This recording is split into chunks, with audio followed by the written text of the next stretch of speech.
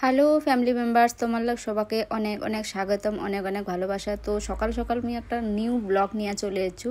তো ব্লগটা কেমন লাগে অবশ্যই একটু পুরাটা ব্লগটা দেখো, দেখিয়ে তারপরে যদি ভালো লাগে থাকে তাহলে অবশ্যই অনেকে লাইক কমেন্ট করে যাবেন, আর যদি ভালো না লাগে তাহলে করার দরকার নেই। তো যাই হোক, মুই তো জানেন যে মুই যেহেতু দোকান যাও, তো মোর পক্ষে মানে সময়ের খুবই অভাব।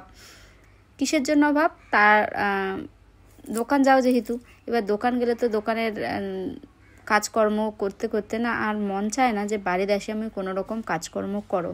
তো যাই হোক, আজকে না একটুখানি টাইম আছে, যার জন্য সকাল সকাল একটা কাজও ধরিছু। মানে কাপড়গুলা এমন এক জায়গাত আছে না যে প্রত্যেক দিন কাপড় অনেকগুলো করে ধোয়া হয়, আর পরিষ্কার করে গুছি মুই ওই একটা টেবিলের উপরতে রাখো। তো শুকেছে রাখাই হয় না, তো যার জন্য আজকে না একটু টাইম থাকার কারণে সব কাপড়গুলাই শুকেছে রাখি দিনু। কারণ এলানা পলিউশনটা না, ধুলাটা খুব প্রচুর পরিমাণে, যার জন্য মানে কাপড় চোপড় বাইরে রাখা বেশ মুখ খুব একটা ভালো লাগে না, যার জন্য আমি রাখো না।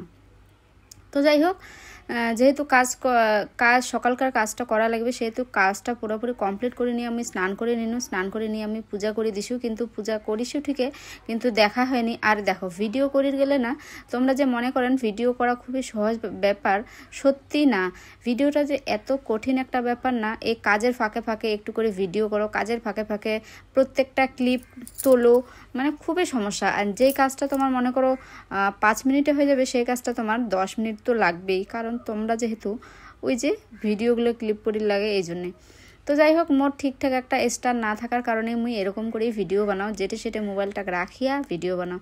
তো আজকে না রান্না করি মুই শাক ভাজা আর হচ্ছে বেগুন ভাজা, ডিম আলুর তরকারি, এগুলো রান্না করি। যার জন্য এগুলোর জন্য আমি শুরুবাত করে দিছু। আর এই পাশে মোর রান্না বান্না কমপ্লিট করে নিয়েছু। ভাত, ডাল আর ডিম দিয়ে একটু ঝোল, কারণ মোর বেটা খুবই এটা পছন্দ করে। ইচ্ছা ছিল চিকেন বানার, কিন্তু হল নেই। তাতে বেগুন ভাজা আর একটা হলো শাক।